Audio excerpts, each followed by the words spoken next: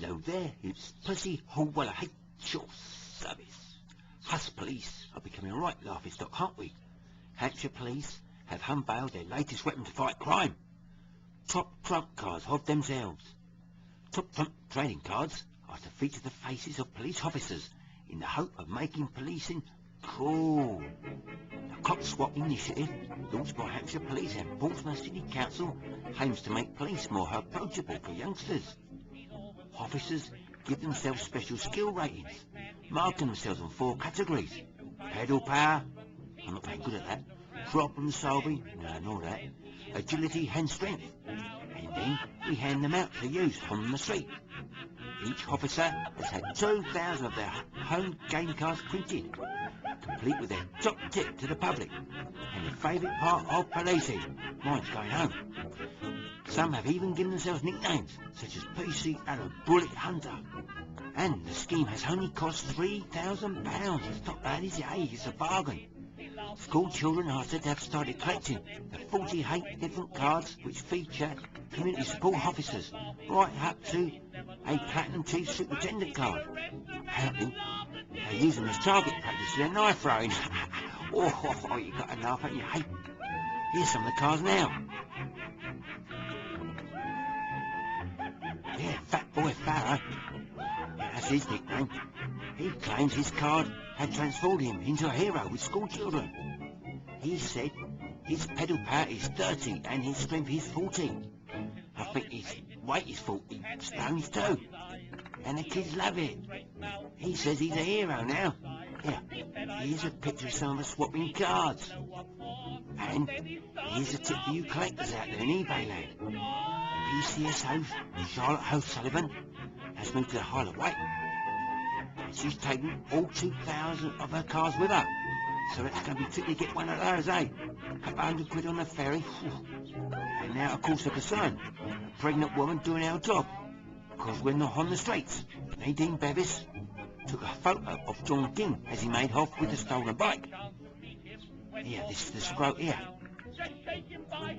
Anyway, she stood in the Scrope's path and told him to smile for the camera as he tried to make off with a 14-year-old boy's mountain bike. That's the kid in the background of that photograph. Anyway, King was then tackled to the ground by interfering members of the public, who managed to restrain him until police finally arrived. If she wasn't pregnant, we would have arrested her, obstructing a crime in progress. This is the busybody here. Miss Beavis said she felt she had to act, even though she could see King was carrying 2 knives. Here's another interfering busybody. But we taught her a lesson for doing our job this time. The daughter of a Second World War RAF pilot who reprimanded a teenager who she accused of vandalising a war memorial has been convicted of assault. Too right. Julie Lake believed the 15-year-old was one of a number of youths who had damaged the Remembrance Garden in her village, dedicated to those killed fighting for Britain. Mrs. Lake had been surrounded by up to 25 jeering youths, so she says. But we arrested Mrs. Lake for giving the boy talking to a guff round here. You can't do that, Mrs. Lake. Apparently she tackled him after she saw at least one youth riding a BMX bike through freshly laid flower beds. Well, they got to amuse themselves, they've got nothing else to do, have they? Mrs. Lake claims she was performing a moral obligation following months of anti-social behaviour and vandalism at the memorial. And of course she blamed the local police for doing nothing. That old chestnut. I wish for the old days when we could have gone in there and cracked a few heads. But the government do-gooder says we can't hit people anymore, unless it's a National Front march, of course. Anyway, I digress. She was arrested and was convicted of assault, criminal damage and a public order offence at North Avon Magistrate Court in Yate. That's in Bristol, that is. Sentences Mrs. Lake to 12-month conditional discharge. District Judge David Parsons said she had shown a complete lack of self-control. Yeah, keep your nose out of her business in future, eh? And what about this bloke taking the law into his own hands? For more than 2 years, Sidney Davies alleges his house has been under siege from news from his stones. After 2 hours of bombardment, The latest attack and no sign of the police.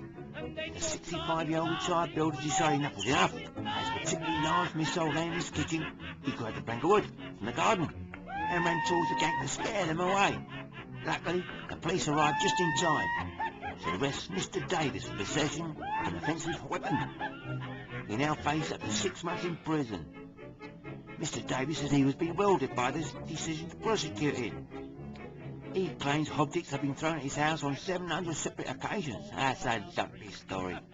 His windows have been smashed 5 times in 8 months. Well, perhaps he needs stronger windows. Maybe double glazing, eh? Now, here's a bit of gossip of what's in the pipeline from the government. Apparently, police will be told they must respond to urgent 999 calls within 3 hours, and less urgent calls within 3 days. The new targets are more than 60 times longer than the current targets. See, the public won't be able to complain about us not turning up for hours now, because we've got days to do it. Anyway, that gives us time to fill up all those 250 different forms we had to do, eh? Anyway, got to go now. I've got to buy a wallet to keep my trump cards in. Bye bye bye. Silly cried.